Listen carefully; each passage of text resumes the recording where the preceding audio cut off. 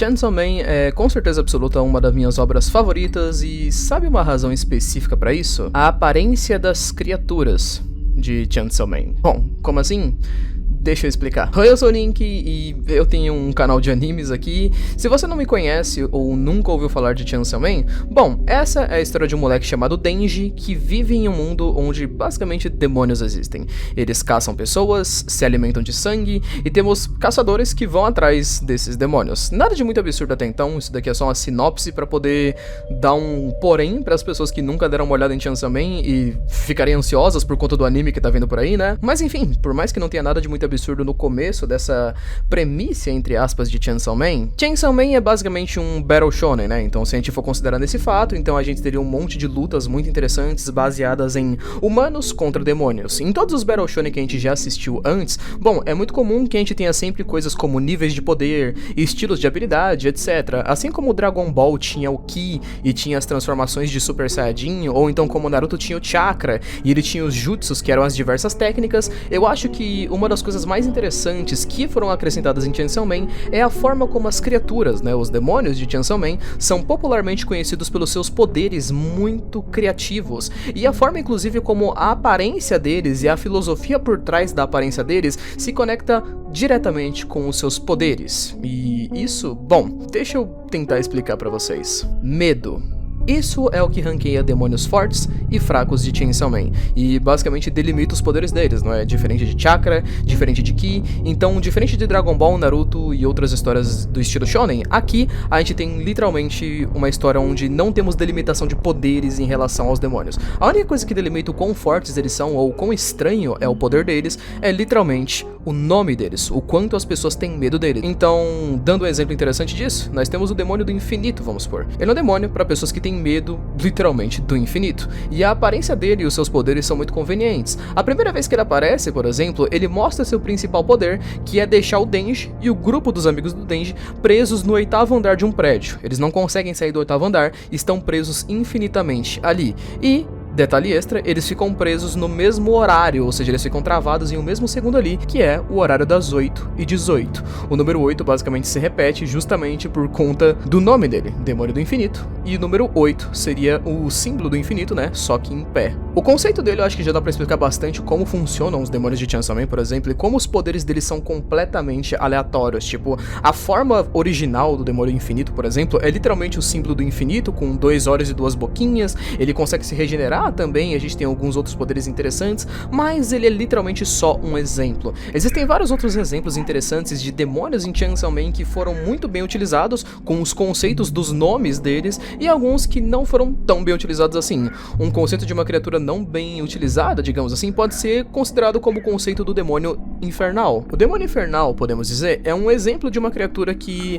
gerou muito hype dentro do público, principalmente pelo fato de que ele apareceu pela primeira vez, entre aspas, ele foi citado pela primeira vez lá no capítulo 30 e poucos, e ele só foi aparecer de fato lá pelo capítulo 80 e alguma coisa, na sua forma principal. No entanto, em todos os momentos onde ele aparecia, um hype gigantesco em relação a essa representatividade do poder dele colocado na aparência era meio que colocada. O demônio infernal foi literalmente criado pelo medo das pessoas de irem pro inferno, então espera-se que ele seja muito pica, visto que a gente tá falando de demônios, então o inferno tem uma grande conexão legal e tudo mais, e nas vezes onde ele apareceu, ele tinha apenas a habilidade de invocar uma mão gigante com os 6 dedos, literalmente uma referência interessante, inclusive, né, 6 dedos, inferno e tudo mais, e essa mão pegava as pessoas e tacava elas pra dentro do inferno. Só isso, do nada. O poder dele era tão legal que as pessoas simplesmente hyparam muito ele e tudo mais, e quando ele apareceu, por exemplo, ele até que tinha uma forma interessante, ele era meio que a forma de um centauro pegando fogo, ele era feito de tripas, ele tem essa cabeça aí meio esquisitinha e tal, mas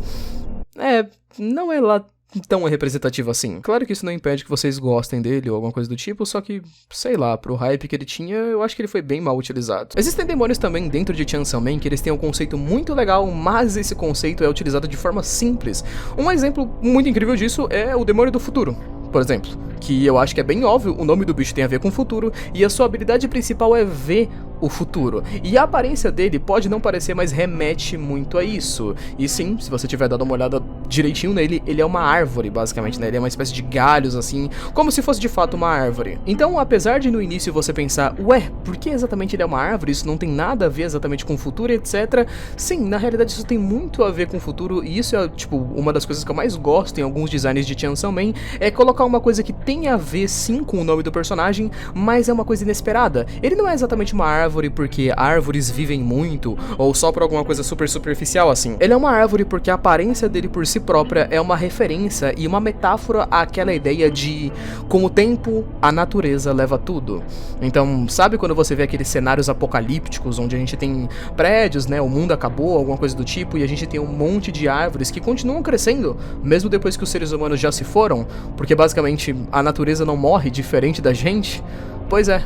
A natureza leva tudo. Além desses, eu creio com certeza absoluta que existem vários exemplos de demônios que têm ideias super criativas, mas que, literalmente dizendo, não tem um design que faça muito sentido com isso, como, por exemplo, o demônio da Cosmos, que literalmente fica falando Halloween em todos os momentos. É basicamente uma menina que fala Halloween, no entanto, ela é o demônio Cosmos, que tem um monte de coisas interessantes sobre ela. Ela basicamente tem todo o conhecimento do mundo, mas como ela tem todo o conhecimento do mundo, ela não consegue pensar em nada, então ela só fica falando a palavra Halloween pra sempre. E o único poder que ela tem é literalmente fazer com que você adquira todo o conhecimento do mundo. Mas aí quando você adquire, você também fica retardado e só consegue falar Halloween pelo resto da sua vida. E só consegue pensar em Halloween também. É um conceito interessante, mas não é lá aquele super ultra mega design, né? Eu acho que os meus dois designs favoritos, e os que provavelmente eu vou acabar usando na thumbnail desse vídeo aqui, são os designs da Máquina e do Demônio da Escuridão.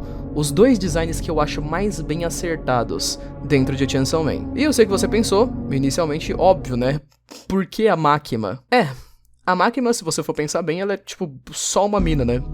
Literalmente só uma mina. Porém, eu acho que isso daí é realmente interessante. Você não pode pensar nisso e descartar a ideia dos poderes dela primeiro. A Máquina é considerada como o demônio do controle na série, e ela não teve alguma outra forma revelada, ou alguma outra forma bizarra que a gente conseguiu ver, então eu acho que a gente pode assumir que a forma verdadeira dela é essa daqui, de uma mina. Só uma mina. Mas eu acho que faz sentido, sabe? Como a ideia de demônio do controle em si. O poder principal e primordial da Máquina é controlar seres humanos e outras criaturas que ela considere inferiores a ela. Então eu acho que parecia atraente aos olhos das pessoas e ser agradável, basicamente, aos olhos das pessoas, faria muito sentido se a gente pensasse no poder dela. Afinal de contas, o quão fácil você não obedeceria uma ruiva rabuda dessa aqui.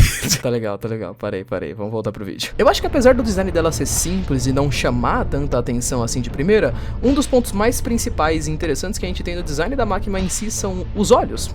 Sim, os olhos. Pra quem já estudou alguma coisa sobre comportamento de controle ou alguma coisa do tipo, basicamente já assistiu Metaforando, bom, você sabe como a forma como você se comporta perto de outras pessoas em si influencia muito na forma como você domina suas conversas. E é claro, os olhos são literalmente, como seria no ditado popular, os olhos são a janela da alma. Então, a Máquina ter esses olhos tão extremamente destacados e densos, digamos assim, faz muito sentido com o personagem dela em si, visto que sempre que ela fala alguma coisa, ela encara as pessoas diretamente nos olhos, etc. E se vocês já estudaram postura, como eu já falei, se você tem uma postura muito solta, você olha muito pra baixo, você gagueja em conversas e não consegue olhar diretamente as pessoas nos olhos quando fala com elas, você geralmente vai ficar visto como uma pessoa meio tímida, tensa, com vergonha, necessariamente dizendo uma pessoa fraca. O fato dos olhos da Máquina chamarem tanta atenção assim é um detalhe interessante se você considerar que ela sempre fala com as pessoas olhando elas diretamente nos olhos, sem o mínimo de reação, faz parecer que ela sempre tá no controle da situação.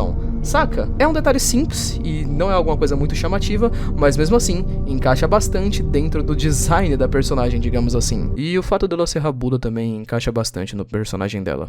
E pra terminar o vídeo, bom, antes de finalizar tudo, basicamente, o meu design favorito de Chainsaw Man até agora é o Demônio da Escuridão. O Demônio da Escuridão em si é introduzido da melhor forma possível em Chainsaw Man, porque a parada é que tudo que participa e engloba a introdução do Escuridão faz sentido. E isso é muito interessante. Quando o Escuridão aparece pela primeira vez, o primeiro sinal que nós temos é uma gota preta saindo de uma porta. Uma porta que abre a escuridão, ou que traz a escuridão, diga-se de passagem. E em seguida disso, todo o cenário onde os personagens estavam fica escuro, como se tivesse tudo de noite. Ao passar de página, a gente vê uma silhueta do Escuridão bem no fundo, junto com vários corpos de astronautas.